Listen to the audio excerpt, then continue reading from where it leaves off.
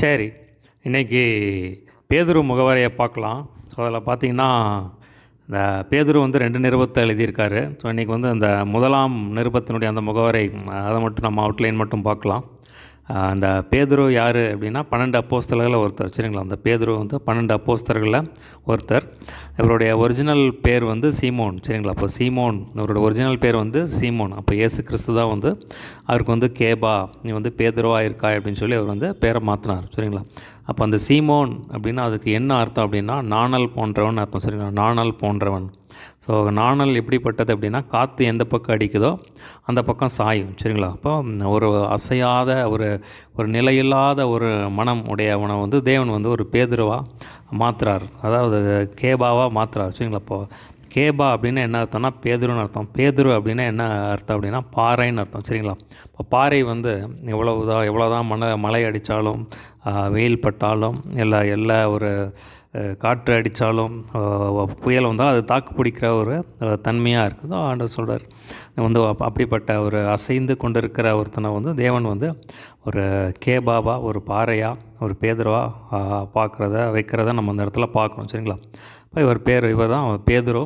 அப்போ பேதுருங்கிறது தேவன் கொடுத்த பெயர்.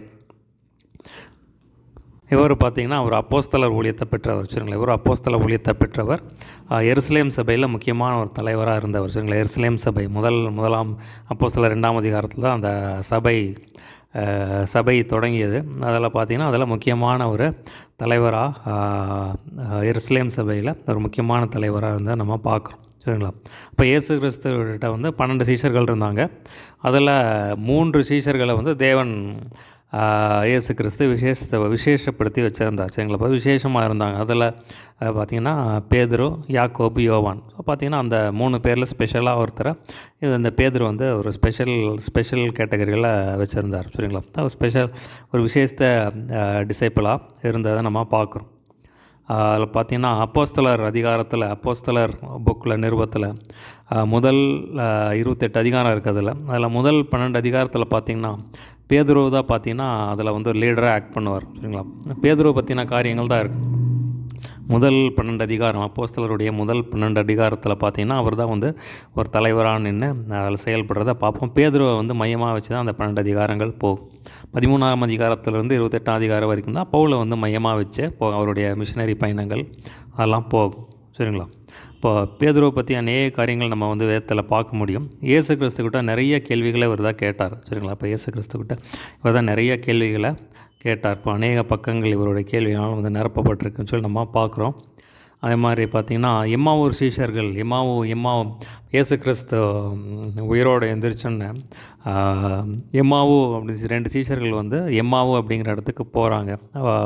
நடந்து போகும்போது இயேசு கூட ஜாயின் பண்ணுறார். அதில் பார்த்திங்கன்னா 2 பேர், ஒருத்தர் வந்து பேதுரு, இன்னொருத்தர் வந்து கிளியோப்பா அப்படின்னு சொல்லி நம்ம லூக்கா 24ஆம் அதிகாரத்தில் நம்ம பார்க்க முடியும். அப்போது அந்த இயேசு கிறிஸ்து உயிரோடு எழுந்தோன்னே முதல்ல தரிசனமானது வந்து 12 சீஷர்களில் முதல் தரிசனமானதுக்கு வந்து இந்த பேதுருவுக்கு தான் வந்து தரிசனமானார் சொல்லி நம்ம பார்க்குறோம். அது மாதிரி பார்த்திங்கன்னா அப்போஸ்தலர் 2ஆம் அதிகாரத்தில் பார்க்குறோம். பரிசுத்தாவியார் பொழிந்தரப்பட்டோன்னே இவர் தான் வந்து லீடராக இருந்து முதல் பிரசங்கத்தை பண்ணுறார். சரிங்களா? அந்த சர்ச்சில் வந்து முதல் சபை துவக்கத்தில் அந்த முதல் பிரசங்கத்தை பண்ணது இவர் தான் ஒரு லீடராக இருந்து கடைசி நாட்களில் இது வந்து நீங்கள் வந்து யாரும் திகைக்க வேண்டாம், கடைசி நாட்களில் மாம்சமான யாவர் மேலும் வந்து ஆவியை ஊற்றுவேன்னு சொல்லி தேவன் சொல்லியிருக்காரு. அதுதான் வந்து இங்கே நீங்கள் வந்து பரிசுத்தாவியார் பொழிந்திருக்கிறார், அது அந்நிய பாஷை பேசுகிறாங்க, அது அந்த வாக்குத்தத்தம் தான் இங்கே நிறைவேறுது அப்படின்னு சொல்லி இந்த முதல் பிரசங்கத்தை செய்கிறார். நீங்கள் வந்து மனம் திரும்பி குணப்படுங்க, இயேசு கிறிஸ்துவை வந்து ஏற்றுக்கொள்ளுங்க, ரட்சிக்கப்படுங்க அப்படின்னு சொல்லி இந்த முதல் பிரசங்கத்தை பண்ணது இவர் தான். பார்த்திங்கன்னா இவர் மூலமாக தேவன் வந்து பல அற்புதங்களை செஞ்சதை நம்ம பார்க்க முடியும். சரிங்களா? அப்போ பல அற்புதங்களை இப்போ 3ஆம் அதிகாரத்தில் வந்து திமிர்வாதக்காரனை வந்து இவர் மூலமாக வந்து தேவன் இயேசு நாமத்தில் நடக்காத இடத்துல பார்க்குறோம். அது மாதிரி பார்த்திங்கன்னா அப்போஸ்தலர் 5ஆம் அதிகாரத்தில் பார்த்திங்கன்னா இவரோட நிழல் பட்டு அநேகர் சொஸ்தமானார்கள் அப்படின்னு சொல்லி நம்ம பார்க்குறோம். அப்போஸ்தலர்களாலே பலத்த அற்புத நடைகள் நடந்துச்சு. அப்போ பேதுனுடைய நிழல் பட்டு அநேகர் சொஸ்தமானாங்க அப்படின்னு சொல்லி நம்ம இந்த இடத்துல பார்க்குறோம். அதே மாதிரி 9ஆம் அதிகாரத்தில் பார்த்திங்கன்னா தபீத்தாள் ஒரு மரித்த தபித்தாள் என்னும் சீஷி வந்து மரித்து போயிட்டாங்க. பார்த்திங்கன்னா பேதுரு போய் வந்து உயிரோடு எழுப்புறதை நம்ம இந்த இடத்துல பார்க்குற மூலமாக அநேக அற்புத அடையாளங்களை வந்து தேவன் செஞ்சதை நம்ம அதில் இந்த மூலமாக செஞ்சதை வந்து நம்ம வந்து பார்க்க முடியும். சரிங்களா? பார்த்திங்கன்னா இயேசுக்கிட்ட அநேக கேள்விகளை வந்து அவர் கேட்டிருக்கார். ஆண்டவரே, நாங்கள் எல்லாமே வந்து எல்லாத்தையும் விட்டு உங்களை விட்டு பின்பற்றி வர்றோமே, எங்களுக்கு என்ன கிடைக்கும் அப்படின்னு சொல்லி வந்து இந்த கேட்டது வந்து இந்த பேதுரு. அப்போ இயேசு சார் ஒன்றா சொல்கிறார். பார்த்திங்கன்னா அது அடுத்த பார்த்திங்கன்னா சொல்கிறாரு, நீ வந்து இயேசு தேவன் கேட்குறாரு, என்னை யாருன்னு என்ன ஜனங்க நினைக்கிறாங்க, எல்லாம் ஒருத்தர் ஒன்று சொல்கிறாங்க. நான் சொல்கிறார், இவர் தான் நீ தான் வந்து கிறிஸ்து அப்படின்னு சொன்னேன்னா பார்த்திங்க வந்து பிதாவானவர் தான் உனக்கு வெளிப்படுத்துகிறான்னு சொல்லிட்டு நீ கேபாவாக இருக்காய் அப்படின்னு சொல்லி சொல்கிறார், ஆசீர்வதிக்கிறாரு. அதுக்கப்புறம் பார்த்திங்கன்னா இயேசு கிறிஸ்து சொல்கிறார், நான் கடைசி நாட்களில் வந்து மனுஷகுமாரன் வந்து பாடுபடுவார் சொன்னோன்னா இவர் வந்து தனியாக பேதுரு போய் இயேசு கிறிஸ்துவ தனியாக அழைச்சி கொண்டு போய் அவர் வந்து உங்களுக்கு இப்படி நடக்கக்கூடாதுன்னு சொல்லி கடிந்து கொள்கிறாரு. அப்படிப்பட்ட ஒரு நெருக்கத்தில் இருந்தார் நம்ம சொல்லி ரொம்ப க்ளோஸாக இருந்தார் சொல்லி நம்ம அந்த இடத்துல பார்க்குறோம். இயேசு கிறிஸ்து அதை பின்னாடி இருக்கிற ஆவியை கடிஞ்சு கொண்டு அப்பால இப்போது சாத்தானே, தேவனுக்கு வந்து இடரலாக இருக்கிறாய், வந்து மாம்சத்தின்படி சிந்திக்கிறா அப்படின்னு சொல்லி அந்த காரியத்தை நம்ம பார்க்க முடியும். பார்த்திங்கன்னா அநேக காரியங்கள் நம்ம பார்க்க முடியும். இப்போ இயேசு கிறிஸ்துவ வந்து இவரை பற்றி அந்த கடைசி நாட்கள் நடக்க போகிற அந்த காரியத்தை குறித்து நம்ம அந்த யோவான் 21ஆம் அதிகாரத்தில் பார்க்க முடியும். சொல்கிறாரு, வந்து நீ இப்போ வந்து உனக்கு இஷ்டமான இடத்துக்கு போகிற, ஆனால் முதிர் வயது ஆகும்போது உனக்கு இஷ்டமில்லாத இடத்துல வந்து ஒருத்தன் கூப்பிட்டு போவான் அப்படின்னு சொல்லி தேவன் வந்து அவனை பற்றி சொல்கிறார். அதாவது தன்னோட மரணத்தினால் வந்து இரத்த சாட்சியாக வந்து மறைப்ப அப்படின்னு சொல்லி தீர்க்க தரிசனமாக சொல்கிறத நம்ம பார்க்குறோம். ஸோ அதே மாதிரி தான் பார்த்திங்கன்னா சரித்திரம் சொல்லுது, பேதுருவை பார்த்திங்கன்னா சிலுவையில் வந்து தலைகீழ வச்சு அடித்து இந்த அவர் மரித்து போனான்னு சொல்லி நம்ம இந்த சரித்திரத்தில் நம்ம பார்க்க முடியும். சரிங்களா? இதில் பார்த்திங்கன்னா முதல் நிருபத்தில் 5 அதிகாரங்கள் இருக்குது. அதோட அவுட்லைன் மட்டும் பார்க்கலாம். 2ஆம் நிருபத்தில் 3 அதிகாரங்கள் இருக்குது. அதோட முகவரை அடுத்த பகுதியில் பார்க்கலாம். இப்போது பார்த்திங்கன்னா அந்த முதல் 5 அதிகாரத்தில் என்ன இருக்குது அப்படின்னு சொல்லி சும்மா அந்த அவுட்லைன் மட்டும் பார்க்கலாம். இதில் 1ஆம் அதிகாரத்தில் பார்த்தோன்னா வாழ்த்தில் ஆரம்பிக்கிறாரு. இப்போ பவுல் எப்படி பண்ணுவாரோ அதே மாதிரி பார்த்திங்கன்னா இதுலேயும் வரும், வாழ்த்தில் ஆரம்பித்து மறுபடியும் வாழ்த்தி ஆசீர்வச்சு முடிப்பார். சரிங்களா? அதில் முதல் பகுதியில் வந்து வாழ்த்தை ஆரம்பிக்கிறாரு. ஸோ பார்த்திங்கன்னா பல தேசங்களில் சிதறி இருக்கிற விசுவாசிகளுக்கு வந்து எழுதுகிறாரு. கிருபையும் சமாதானம் பெருக கிடவுதுன்னு சொல்லி அந்த காரியத்தை வந்து சொல்கிறாரு. அடுத்தது பார்த்திங்கன்னா பிதாவாகிய தேவனுக்கு சோத்திரம் சொல்கிறாரு. பார்த்திங்கன்னா அடுத்தது சொல்கிறாரு, பரலோகத்தில் நமக்கு வந்து சுதந்திரம் வைக்கப்பட்டிருக்கிறது. அதனால் அந்த காரியத்தை சொல்கிறாரு. சுதந்திரத்தை நிமித்தம் வந்து நீங்கள் சுதந்திரம் கிடைக்க போகுதுன்னா நீங்கள் வந்து சந்தோஷமாக இருக்கீங்க. ஆனாலும் வந்து இந்த உலகத்தில் இருக்கிற வரைக்கும் வந்து உங்களுக்கு வந்து உபத்திரம் உண்டு, பாடுகள் உண்டு. அதனால் வந்து கொஞ்ச காலம் வந்து நீங்கள் வந்து உபத்திரவப்படுறீங்க அப்படின்னு சொல்லி சொல்கிறாரு. அடுத்த பகுதியில் என்ன சொல்கிறாருன்னா, அழிந்து போகிற பொண்ணு வந்து அக்னினாலே சோதிக்கப்படும். அதே மாதிரி பார்த்திங்கன்னா உங்கள் விசுவாசம் வந்து சோதிக்கப்படும். அப்போ சோதிக்கப்படும் போது அதில் வந்து நீங்கள் வந்து நின்னீங்கன்னா இப்போ தேவனுக்கு வந்து மகிமையும் புகழ்ச்சியாக வந்து அது வந்து இயேசு கிறிஸ்து வெளிப்படும் போது அது உங்களுக்கு புகழ்ச்சியும் மகிமையாக இருக்குன்னு சொல்லி அந்த காரியத்தை வந்து விளக்குறார். ஸோ அப்படிப்பட்ட விசுவாசத்தை நீங்கள் வச்சுருக்கறனால விசுவாசத்தின் பலனாகிய ஆத்ம ரட்சிப்பை பெற்றுக்கொள்கிறீங்க சொல்லி அந்த காரியத்தை விளக்குவார். அடுத்த பகுதியில் பார்த்திங்கன்னா நீங்கள் வந்து தேவன் அளித்த அந்த கிருபையின் மேலே வந்து நம்பிக்கை உள்ளவர்களாக இருங்க அப்படின்னு சொல்லி அந்த காரியத்தை சொல்கிறாரு. அப்புறம் சொல்கிறாரு, நீங்கள் வந்து பழைய வாழ்க்கையில் இருக்கிற மாதிரி இல்லாமல் நீங்கள் வந்து தேவனுக்கு கீழ்ப்படிஞ்சு உங்களை அழைத்த தேவன் பரிசுத்தராக இருக்க போல் நீங்களும் பரிசுத்தராக இருங்க, நான் பரிசுத்தராகியால் நீங்களும் பரிசுத்தராக இருங்க தேவன் சொல்லியிருக்க. அந்த மாதிரி வந்து நீங்கள் கீழ்ப்படிஞ்சு தேவனுக்கு பிரியமாக பரிசுத்தராக நடந்து கொள்ளுங்க அப்படின்னு சொல்லி சொல்கிறாரு.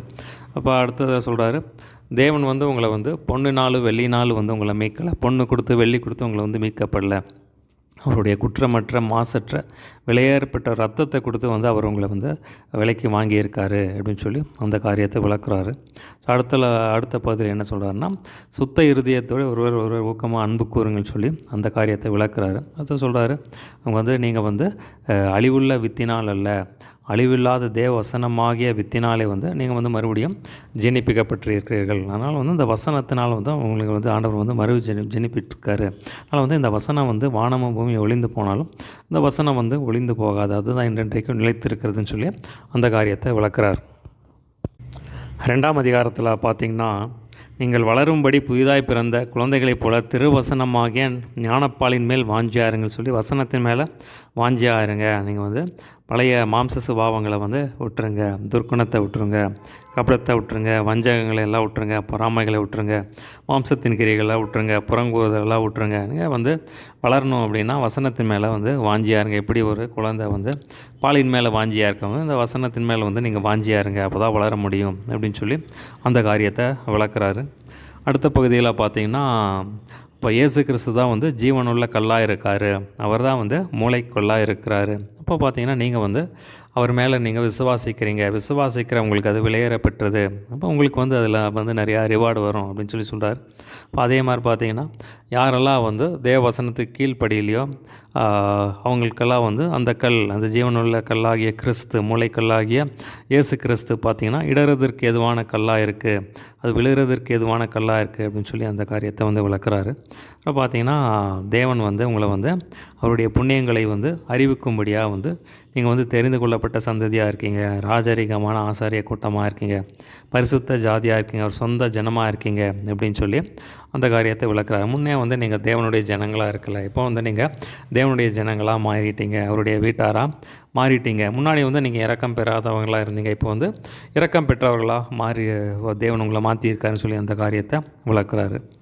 அடுத்த பகுதியில் பார்த்திங்கன்னா உங்கள் மாம்சத்தில் வந்து போர் செய்கிற அந்த இச்சைகளை வந்து நீங்கள் விட்டுட்டு நீங்கள் வந்து மற்றவர்கள் முன்னாடி வந்து மற்றவர்கள் வந்து உங்களை குற்றப்படுத்துகிற, நீங்கள் வந்து இதிலெல்லாம் தப்பு செய்கிறீங்கன்னு சொல்லி அந்த குற்றப்படுத்துகிற அந்த ஏரியாவில் வந்து நீங்கள் வந்து அவங்களுக்கு முன்னாடி நல் நடக்கை உள்ளவர்களாக இருங்க அப்படின்னு சொல்லி அந்த காரியத்தை விளக்குறாரு. அடுத்த பகுதியில் பார்த்திங்கன்னா என்ன சொல்கிறார் அப்படின்னா, மனுஷருடைய கட்டளைகள் யாவற்றுக்கும் கர்த்தர் நிமித்தம் கீழ்ப்படியுங்கள். ஸோ ஒரு நல்ல அதிகாரியாக இருந்தாலும் சரி, மோசமான அதிகாரியாக இருந்தாலும் சரி, கர்த்தர் நிமித்தம் வந்து கர்த்தர் தான் அவங்கள வந்து அப்பாயிண்ட் பண்ணியிருக்காரு, வச்சுருக்காரு, அந்த வேலையில் வச்சுருக்காரு. அதனால் வந்து கர்த்தர் நிமித்தம் வந்து நீங்கள் வந்து மனுஷருடைய கட்டளைகள் யாவற்றுக்கும் வந்து நீங்கள் வந்து கீழ்ப்படிங்க அப்படின்னு சொல்லி சொல்கிறார். அதே மாதிரி பார்த்திங்கன்னா நீங்கள் வந்து இப்போது கர்த்தர் உங்களை ரட்சித்ததுனால நீங்கள் வந்து சுயாதீனம் உள்ளவர்களாக இருக்கீங்க. சுயாதீனமாக இருக்கிறனா நீங்கள் இஷ்டத்துக்கு இருக்காதீங்க. அதனால் வந்து நீங்கள் வந்து உங்கள் துர்க்குணத்துக்கு இடமாக உங்கள் உடலை கொடுக்காம தேவனுக்கு வந்து அடிமைகளாக அவங்களை வந்து ஒப்பு கொடுங்கன்னு சொல்லி அந்த காரியத்தை வந்து விளக்குறார். அடுத்த பகுதியில் என்ன சொல்கிறார் அப்படின்னா, வேலைக்காரரே வந்து நீங்கள் வந்து அதிக பயத்துடனே எஜமானங்களுக்கு கீழ்ப்படிங்க. நல்ல சாந்தமுள்ள எஜமானங்களுக்கு மாத்திரமில்லை, பொல்லாத முரட்டாட்டமுள்ள எஜமான்களுக்கும் வந்து நீங்கள் வந்து வேலைக்காரர் வந்து நீங்கள் வந்து கீழ்ப்படிங்க. ஏன்னா வந்து ரொம்ப மோசமாக உங்களை நடத்துனாங்கன்னா அதை நீங்கள் வந்து பொறுமையாக சகிச்சிங்கன்னா அதுதான் தேவனுக்கு முன்பாக தேவனுக்கு அது பிரியமாக இருக்கும் அப்படின்னு சொல்லி அந்த காரியத்தை சொல்கிறார். அப்போ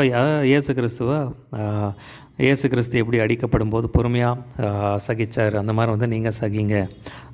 நீங்கள் வந்து தீமை செய்து பாட அனுபவிக்கிறதுல வந்து அதில் என்ன இருக்குது, நீங்கள் நன்மை செய்கிறீங்க ஆனால் வந்து நீங்கள் பாட அனுபவிச்சிங்கன்னா அதுதான் தேவனுக்கு முன்பாக பிரியமாக இருக்கும். அப்போ இதுக்காக தான் வந்து தேவன் உங்களை அழைச்சிருக்காரு. அப்போ இயேசு கிறிஸ்து வந்து இந்த மாதிரி தான் உங்களுக்கு வச்சுருக்காரு, அந்த மாதிரியை வந்து நீங்கள் பின்பற்றுங்க அப்படின்னு சொல்லி சொல்கிறார். அப்புறம் அவர் வந்து பாவம் செய்யவில்லை, அவர் வாயில் வஞ்சனை இல்லை. அந்த மாதிரி வந்து அவர் எப்படி தன்னை வந்து மற்றவர்களை பயமுறுத்தாதபடிக்கு பொறுமையாக வந்து சகித்து தம்மை ஒப்பு கொடுத்தா அந்த மாதிரி வந்து நீங்கள் இருங்க அப்படின்னு சொல்லி சொல்கிறாரு. அவர் பார்த்திங்கன்னா இயேசு கிறிஸ்து சிலுவையில் நம்முடைய பாவங்களை சுமந்து தீர்த்தான்னு சொல்லி அந்த காரியத்தை வந்து விளக்குறார். அவருடைய தழும்புகளால் குணமானீர்கள் அப்படின்னு சொல்லி அந்த காரியத்தை விளக்குறார். 3ஆம் அதிகாரத்தில் பார்த்திங்கன்னா மனைவிகள் எப்படி இருக்கணும் அப்படின்னு சொல்லி அந்த காரியத்தை விளக்குறார். மனைவிகள் வந்து கற்புள்ள நடக்கையாக இருக்கணும். பார்த்திங்கன்னா ஒரு வேளை புருஷன் சரியில்லை அப்படின்னா அவர்கள் வந்து நீங்கள் அவங்களுக்கு வந்து போதனை பண்ணாதீங்க. அப்போ உங்களோட கற்புள்ள நடக்கையை பார்த்தே வந்து அவர்கள் வந்து கர்த்தருக்குள்ளே வந்துடுவாங்க அப்படின்னு சொல்லி அந்த காரியத்தை சொல்கிறாரு. பார்த்திங்கன்னா சாந்தமுள்ளவர்களாக இருங்க, அமைதியுள்ள ஆவி உள்ளவர்களாக இருக்கிற அந்த குணமே வந்து தேவனுக்கு முன்பாக வந்து விலையேற பெற்றதாக இருக்குது. அதனால் நீங்கள் அப்படியா இருங்க, சாந்த குணமுள்ள அமைதியுள்ள ஆவி உள்ளவர்களாக இருங்க அப்படின்னு சொல்லி சொல்கிறாரு. அந்த மாதிரி பார்த்திங்கன்னா நீங்கள் வந்து உங்கள் புருஷர்களுக்கு வந்து கீழ்ப்படிங்க. இப்படி தான் வந்து சாரால் வந்து ஆபிரகாமுக்கு வந்து கீழ்ப்படிந்து ஆண்டவனே என்று சொன்னான், அப்படியா வந்து நீங்கள் வந்து கீழ்ப்படிந்துருங்கன்னு சொல்லி இப்படிப்பட்ட சுபாவங்கள் உங்களுக்குள்ளே இருக்கணும் அப்படின்னு சொல்லி மனைவிகளை பற்றி சொல்கிறாரு. அடுத்த பார்த்திங்கன்னா புருஷர்கள் எப்படி இருக்கணும் அப்படின்னு சொல்லி சொல்கிறாரு. புருஷர்கள் வந்து மனைவியான வந்து பலவீனமான பாண்டமாக இருக்கிறபடியானால் ஜெபங்களுக்கு தடை வராதபடி விவேகத்தோடு நடங்க, அவளுக்கு செய்ய வேண்டிய கணத்தை வந்து செய்யுங்க அப்படின்னு சொல்லி சொல்கிறாரு. அடுத்த பகுதியில் பார்த்திங்கன்னா கணவன் மனைவி நீங்கள் எல்லோரும் எப்படி இருக்கணும், இரக்கமுள்ளவர்களா, இணக்கமுள்ளவர்களா, சகோதர ஸ்நேகம் உள்ளவர்களா, அன்புள்ளவர்களா, விட்டு கொடுத்து போகிறவர்களாக இருக்கணும். அப்போ தீமைக்கு தீமையை செய்யாதிருங்க அப்படின்னு சொல்லி அந்த காரியத்தை வளர்க்குறார். அடுத்த பகுதியில் பார்த்திங்கன்னா, நீதியை நிமித்தம் நீங்கள் பாடுபட்டால் பாக்கியவான்களாக இருப்பீங்க சொல்லி அந்த காரியத்தை விளக்குறாரு. அடுத்த பகுதியில் பார்த்திங்கன்னா, கிறிஸ்துவும் நம்மை தேவனிடத்தில் சேர்க்கும்படி அநீதி உள்ளவர்களுக்கு பதிலாக நீதி உள்ளவராய் பாவங்கள் நிமித்தம் ஒரே தரம் பாடுபட்டார்னு சொல்லி அந்த காரியத்தை விளக்குறாரு. அப்புறம் ஞானஸ்தானத்தை பற்றி சொல்கிறார். ஞானஸ்தானமானது மாம்ச அழுக்கை நீக்குதலான தேவனை பற்றும் நல் மனசாட்சியின் உடன்படிக்கையாக இருந்து கிறிஸ்துவின் உயிர்த்தெழுதலை நம்மை ரட்சிக்கிறதுன்னு சொல்லி அந்த காரியத்தை விளக்குறார். சரிங்களா? 4ஆம் அதிகாரத்தில் பார்த்திங்கன்னா, கிறிஸ்து நமக்காக மாம்சத்தில் பாடுபட்டபடினால் நீங்களும் அப்படிப்பட்ட சிந்தையை ஆயுதமாக தரித்து கொள்ளுங்கள் சொல்லி அந்த காரியத்தை விளக்குறாரு. அடுத்த பகுதியில் பார்த்திங்கன்னா, நீங்கள் ஜெபம் பண்ணுறதுக்கு ஜாக்கிரதையாக இருங்கன்னு சொல்லி அந்த காரியத்தை சொல்கிறாரு. எல்லாவற்றிற்கும் மேலாக ஒருவர் ஊக்கமான அன்புள்ளவர்களாக இருங்கள்னு சொல்லி அந்த காரியத்தை விளக்குறாரு. ஸோ அடுத்த பகுதியில் பார்த்திங்கன்னா, நீங்கள் தேவன் உங்களுக்கு என்ன வரங்களை கொடுத்துருக்காரோ, என்ன தாளந்துகளை கொடுத்துருக்காரோ, என்ன கிருபைகளை கொடுத்துருக்காரோ அதை தேவனுக்காக பயன்படுத்துங்க அப்படின்னு சொல்லி சொல்கிறார். நீங்கள் உதவி செய்கிறவராக இருந்தால் உதவி செய்கிற அந்த அப்படியே வச்சுருந்தாங்கன்னா உதவி செய்யுங்க. போதிக்கிற ஊழியத்தை கொடுத்தாங்கன்னா நீங்கள் போதிங்க. தேவன் உங்களுக்கு என்ன கொடுத்துருக்காரோ அது தேவன் நாம மகிமைப்படும்படியாக அந்த கிருபைகளை அந்த ஊழியத்தை அந்த அழைப்பை நீங்கள் தேவனுக்காக பயன்படுத்துங்கன்னு சொல்லி அந்த காரியத்தை சொல்கிறாரு. அடுத்த பகுதியில் என்ன சொல்கிறார் அப்படின்னா உங்களுக்குள்ளே இருக்கிற அந்த போராட்டங்கள் அந்த பாடுகளை குறித்து சொல்கிறார். நீங்கள் இயேசு கிறிஸ்துவின் நிமித்தம் நிந்திக்கப்பட்டால் பாக்கியவான்களாக இருப்பீர்கள். ஸோ பாடுகளை குறித்து சொல்கிறார். அதனால் பாடுகளை குறித்து நீங்கள் அதை பயப்படாதீங்க. பார்த்தீங்கன்னா நீங்கள் ஒருவன் கிறிஸ்துவனாக இருப்பால் பாடுபட்டால் வெட்கப்படாமல் தேவனை மையப்படுத்த கடவன். அந்த பாடுகளை குறித்து நீங்கள் சந்தோஷப்படுங்க அப்படின்னு சொல்லி நீங்கள் அது நிமித்தம் தேவனை மையப்படுத்துங்கன்னு சொல்லி அந்த காரியத்தை சொல்கிறாரு. அடுத்த கடைசி பகுதியில் என்ன சொல்கிறார் அப்படின்னா, நியாய தீர்ப்பு தேவனுடைய வீட்டிலே துவக்கும் காலமாக இருக்கிறது. ஸோ பார்த்திங்கன்னா தேவன் நியாயம் தீர்ப்பார். இப்போ நீதிமானே ரட்சிக்கப்படுவது அரிதானால் பக்தி இல்லாதவனு பாவியும் எங்கே நிற்பான். அதனால் பார்த்திங்கன்னா நமக்கு பெற்ற ரட்சிப்பை காத்துக்கொள்வது ரொம்ப கடினமான ஒரு காரியம். அதனால் நீங்கள் தேவனோடு நடந்தால் தான் அந்த ரட்சிப்பை நீங்கள் காத்துக்கொள்ள முடியும். அதனால் ரட்சிப்பை நீங்கள் காத்துக்கொள்ளும்படியாக முடிவு பெரியும் நிலைத்திருப்பவனே ரட்சிக்கப்படுவான். நீங்கள் அந்த ரட்சிப்பை காத்திக்கொள்ளணும் அப்படின்னா நீங்கள் உங்கள் ஆத்மாவை தேவனுக்கு பரிபூர்ணமாக உண்மையுள்ள சிருஷ்டிகர்த்தராக அவருக்கு ஒப்பு கொடுங்க அப்படின்னு சொல்லி அந்த காரியத்தை வளர்க்குறார். சரி, அடுத்து 5ஆம் அதிகாரத்தில் பார்த்திங்கன்னா மேய்ப்பர்களுக்கு எழுதுகிறார். ஸோ மேய்ப்பர்கள் எப்படி இருக்கணும்? ஸோ மேய்ப்பர்கள் சபையை கட்டாயமாக மேய்க்கக்கூடாது, அவலட்சணமான ஆதாயத்துக்காக மேய்க்கக்கூடாது. அதை மனப்பூர்வமாக மேய்க்கணும், உற்சாக மனத்தோடு மேய்க்கணும். அதை நீங்கள் மந்தைக்கு மாதிரிகளாக இருங்க, கண்காணிப்பு செய்யுங்க அப்படின்னு சொல்லி சொல்கிறாரு. அப்படி நீங்கள் ஒழுங்காக அதை மேய்ச்சிங்கன்னா தேவன் வரும்போது உங்களுக்கு அந்த மகிமையுள்ள வாடாத கிரீடத்தை பெறுவீர்கள்னு சொல்லி அந்த காரியம் சொல்கிறார். அடுத்தது இளைஞர்களுக்கு எழுதுகிறார். ஸோ இளைஞர் மூப்பர்களுக்கு கீழ்ப்படிஞ்சு இருக்கணும். பார்த்திங்கன்னா நீங்கள் பெருமையுள்ளவர்களாக இருக்காதீங்க. பெருமையுள்ளவர்கள் தேவன் எதிர்த்து நிற்கிறார், தாழ்மையுள்ளவர்களுக்கோ கிருபை அளிக்கிறார் அப்படின்னு சொல்லி சொல்கிறார். ஸோ சில இளைஞர்கள்லாம் பார்த்திங்கன்னா உடனே டாப் பொசிஷனுக்கு வரணும்னு சொல்லி பார்ப்பாங்க. அந்த மாதிரி இல்லை, நீங்கள் பொறுத்திருங்க, தேவன் தாமே ஏற்ற காலத்தில் உயர்த்துவார், அது வரைக்கும் அவரோட கரத்தில் அடங்கியிருங்கன்னு சொல்லி அந்த காரியத்தை சொல்கிறாரு.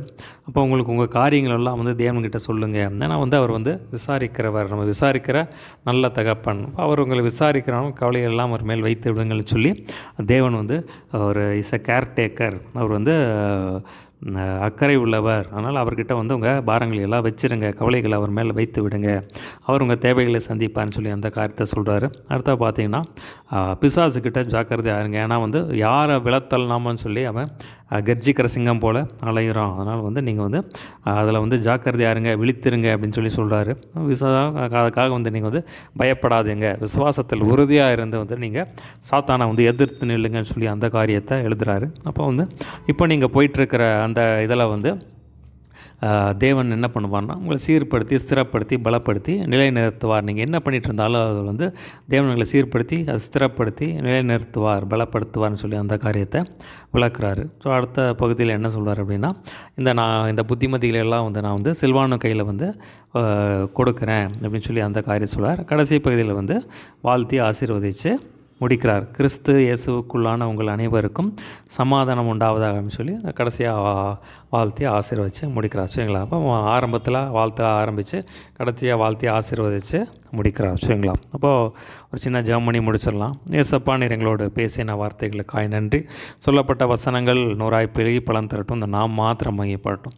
இயேசுவின் நாமத்தில் எல்லாவற்றும் கேட்குறோம் ஜீவன் நல்ல பிதாவே. ஆமென்.